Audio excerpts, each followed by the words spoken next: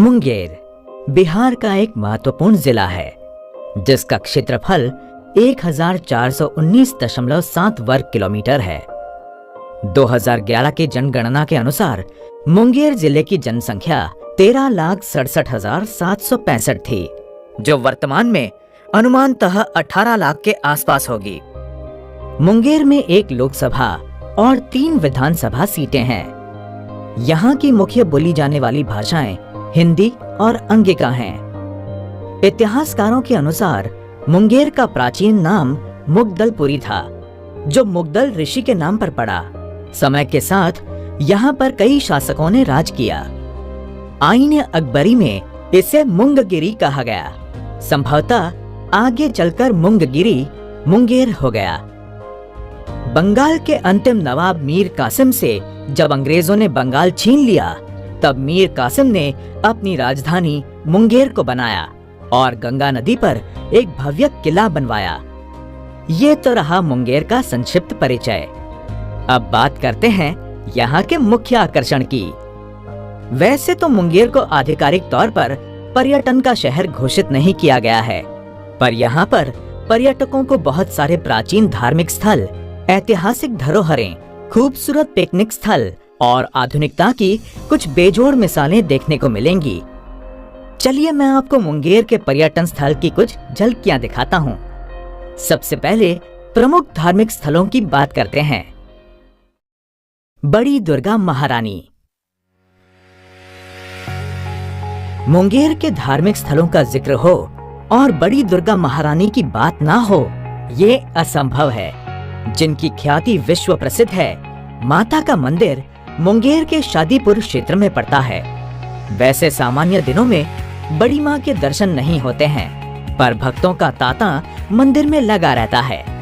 पर दुर्गा पूजा के समय जब बड़ी दुर्गा महारानी का आगमन 10 दिनों के लिए होता है, तब भक्तगण विश्व के कोने कोने से माँ का आशीर्वाद प्राप्त करने के लिए मुंगेर पहुँचते हैं।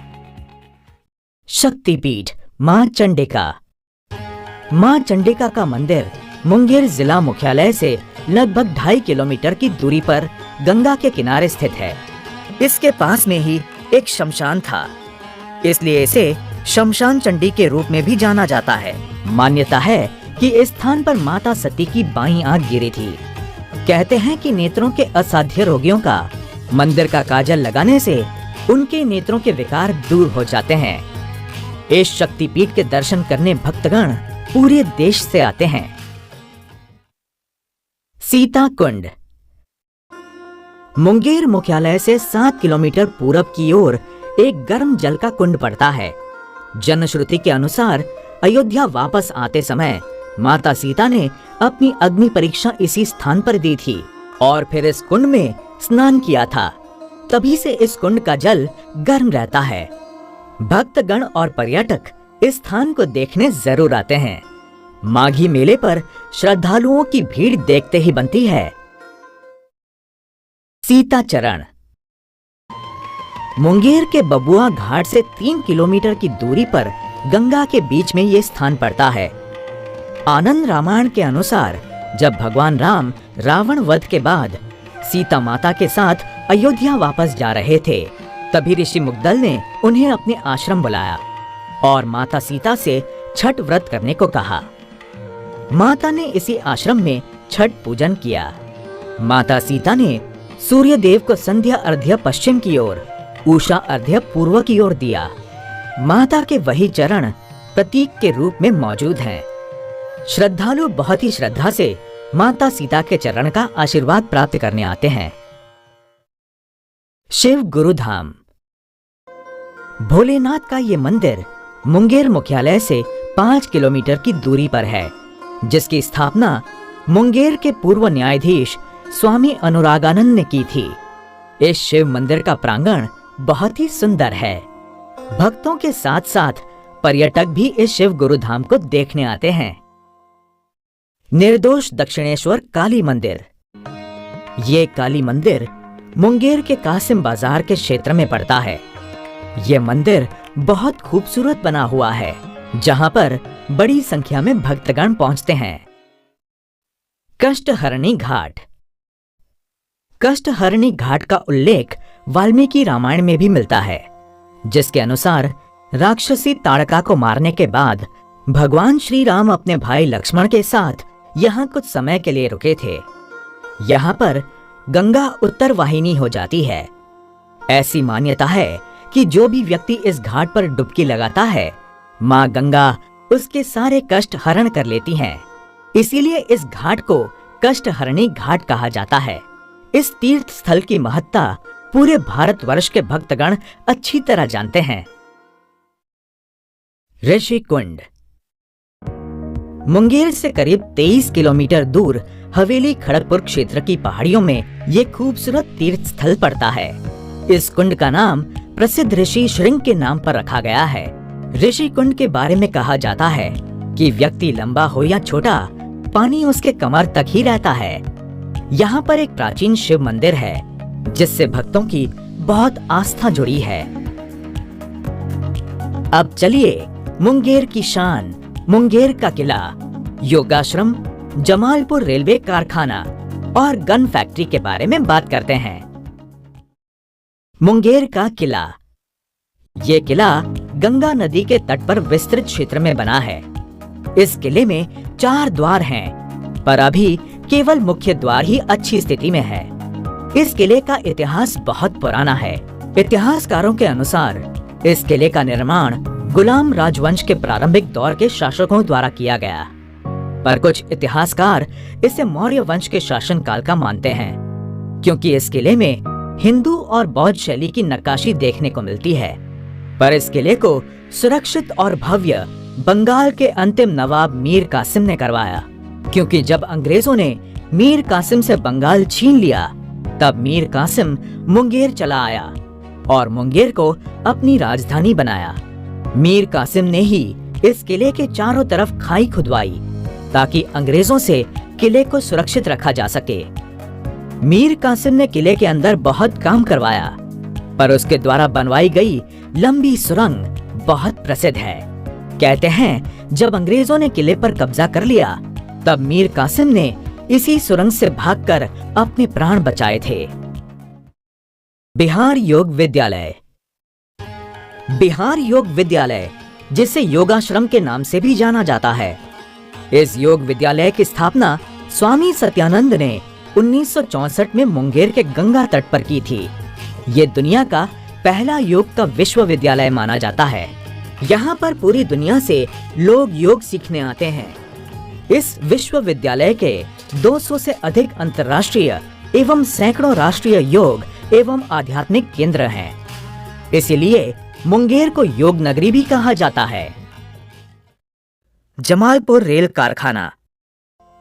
जमालपुर रेल इंजन कारखाने को भारत का पहला और एशिया का सबसे बड़ा कारखाना होने का गौरव प्राप्त है। 8 फरवरी 1862 को जमालपुर रेल इंजन कारखाने की नींव अंग्रेजों ने रखी थी। शुरुआत में स्टीम इंजन बना करते थे, फिर उसकी जगह डीजल इंजन ने ले ली। एक समय पूरे देश में सबसे अधिक इंजन यही कारखाना देता था, पर अब इलेक्ट्रिक इंजन आ गया है। डीजल इंजन अब समाप्त होने की कगार पर हैं।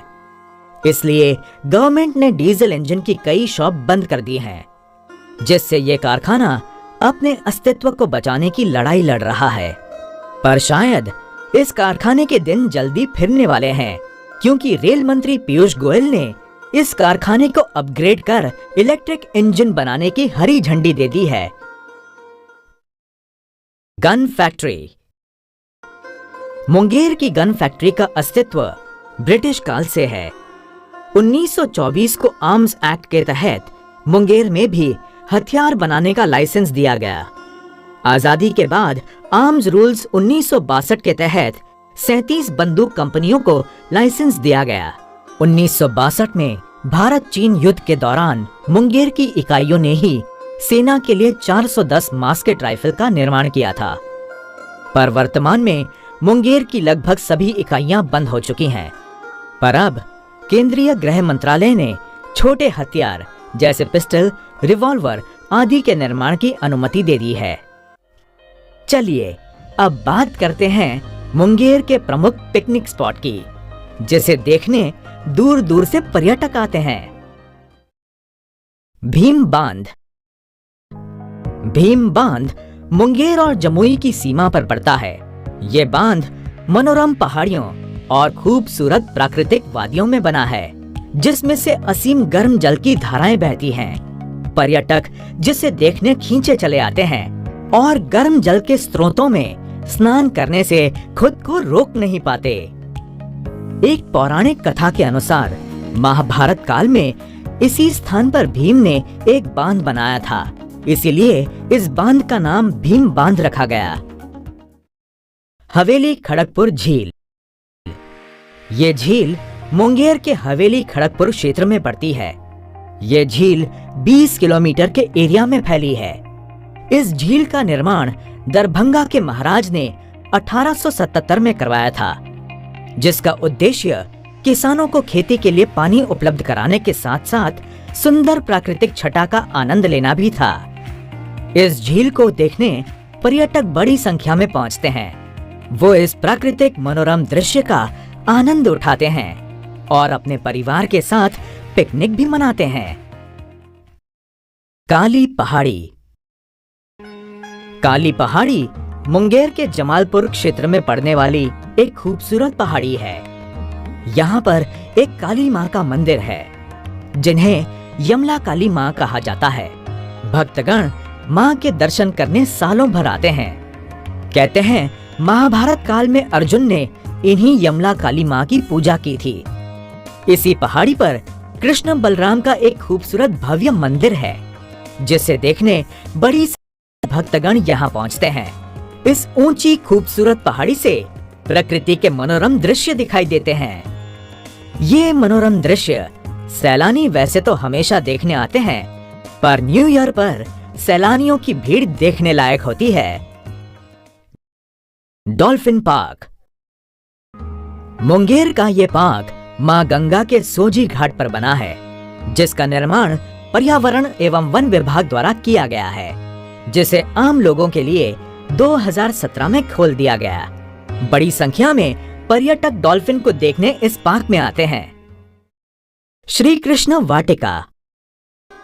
ये वाटिका कष्टहरणी घाट के समीप है, जिसे बिहार के पहले मुख्यमंत्री डॉक्टर श्री कृष्ण सिंह को समर्पित किया गया है, जिसका उद्घाटन 1983 में तत्कालीन प्रधानमंत्री स्वर्गीय राजीव गांधी ने किया था, जिसे देखने दूर दूर से पर्यटक आते हैं। मछली तालाब।